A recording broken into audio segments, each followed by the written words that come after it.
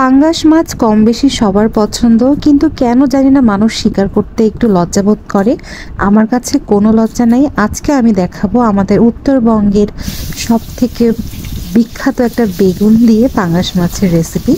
আর personally এটা আমার অনেক বেশি ফেভারিট। মানে কে কী ভাবলো আমার যায় আসে না, আমি প্রচণ্ড পরিমাণে পাঙ্গাস মাছ দিয়ে এই আলু আর বেগুনের তরকারি খেতে খুব পছন্দ করি। কেন জানি না আমার কাছে মনে হয় যে পাঙ্গাস মাছের সাথে এই আলু বেগুনের কম্বিনেশনটা একদম রাবনে বানাতে জরির মতো হয়ে গেছে। ফার্স্ট 7-8 মাসে আমি কোনো রকমের বড় মাছ খাই নাই, শুধু ছোট ছোট মাছ খেয়েছি। বাট কেন জানি না হঠাৎ করে আমার কাছে লাস্ট 2 দিন যাবৎ পাঙ্গাস মাছ খুব পছন্দ হয়েছে। আর সেটা একদম তাজা, মানে আমার শ্বশুর একদম বাজার থেকে ফ্রেশ মাছটা, তাজা মাছটাকে কেটে নিয়ে আসে আর সেটাকে আমি ভাজা ছাড়াই খাই। মানে আমার পছন্দের তালিকায় আমি মাছ না ভেজে খাওয়াটার মানে পক্ষে।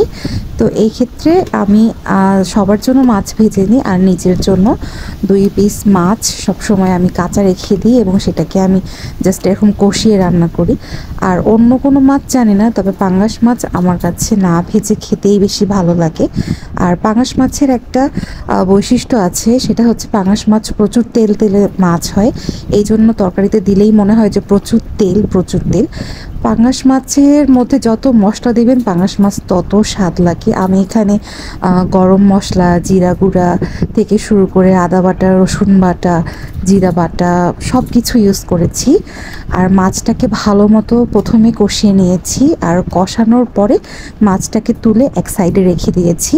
আর তারপরে সেই কষানোর যে ঝোলটা, সেই ঝোলের মধ্যে বেগুন আলুটাকে দিয়ে কিছুক্ষণ আমি জাল করে নিয়ে তার মধ্যে পানি দিয়ে একটু বলক তুলে নিব।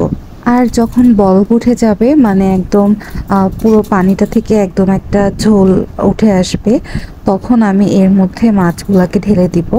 তো প্রথমে আমি আমার যে কাঁচা মাছটাকে জাল করেছিলাম সেটা দিব, কারণ এটা ভেঙে যাওয়ার সম্ভাবনা বেশি থাকে। আর তারপর সবগুলোকে আমি ঢেলে দিয়েছি। এরকমটা করবেন না, একটা একটা করে ঢালার চেষ্টা করবেন। আমি আসলে খুবই তাড়াহুড়া করে রান্না করি অলওয়েজ, এই জন্য এরকম করেই হয়। আর আমি সবসময় বাসার রান্নাটাই আপনাদেরকে দেখানোর চেষ্টা করি, এক্সেপশনাল বা আলাদা কিছু নাই। আর লাস্ট পার্টে যেটা এখন শীতকালে না দিলেই না, সেটা হচ্ছে ধনিয়া পাতা, আমার মোস্ট ফেভারেট। আমি জানি ধনিয়া পাতা অনেকের অপছন্দ, বাট আজকের রেসিপিটা মন খুলে সবাই আমাকে জানাবেন যে আপনাদের কার কার পছন্দের একটা মাছ হচ্ছে পাঙ্গাস। লজ্জাবোধ করার কিছু নাই, কেউ আপনাকে জাজ করবে না আপনার পছন্দ অপছন্দ দিয়ে। আপনি আপনার পছন্দটা মন খুলে প্রকাশ করতে শিখুন, তাহলে দেখবেন যে মন ভালো হয়ে যাবে। আর রেসিপিটা বেশি বেশি করে শেয়ার করে দেবেন ফ্রেন্ডস অ্যান্ড ফ্যামিলির সাথে।